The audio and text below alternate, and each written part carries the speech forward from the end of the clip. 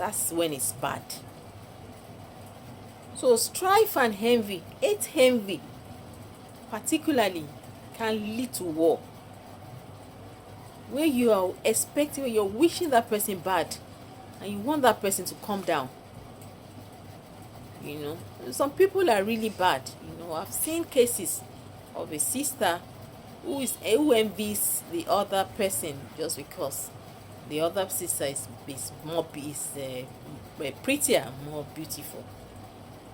And she says derogatory things about her sister who happens to be blood sister, and then it's appalling when a sister is sincere and the other person is not happy because she's not sincere, and then envy between sisters will lead to war. And you know what envy can cause, what it can bring. When you hate somebody because you can't be like them, you can go to any length to see that person destroyed. You want that person to come down. You're wishing in your mind that you can be above that person. You want that person to come down. So you want to do anything, anything outrageously, so that you can see that person destroyed. It's not a good thing. And for that person, she's already tending towards destruction. She's already tending towards destruction. Because you can't want mystery against someone. We can't desire mystery for somebody and you want to be okay. No. God is a God of vengeance. So I think it's in the Bible that you can't take action on your own sometimes. You call God to take control of the situation. But God is a God of vengeance. If you're not allowed to eat back, you can talk to God to eat back for you. God is a God of vengeance. In the Old Testament, we see how harsh God was. He's a kind God, he's a merciful God. When you talk to him, he answers. When you ask for forgiveness, he forgives you. He's ready to embrace you when you come to him. But in the Old Testament, you see God. You see God's anger manifesting in fire, in thunder. God showed his anger in the Old Testament.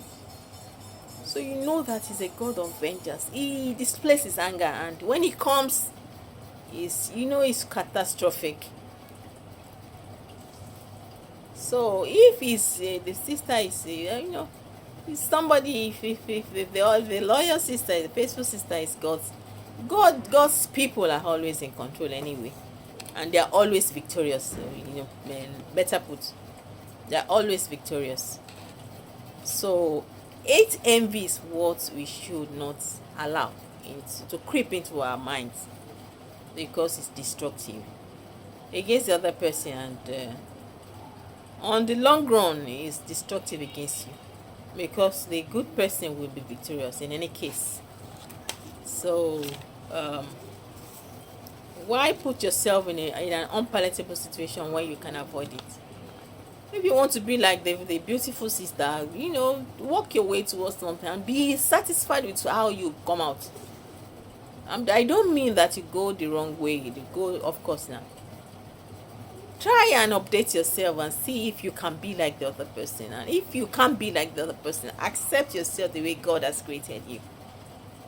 With that, you find peace in your heart. If you can't find peace in your heart because your sister is a killer, find peace because you will accept yourself the way you are. That way, you can live your life the way God wants you to live your life. And God is a faithful, is a kind God. He sees your heart, and he sees what you want. That's when you're a godly, when you're God's child. He sees your heart and he knows what you want. He gives you that thing. So we say the peace of God surpasses all other. Peace of God is sustaining.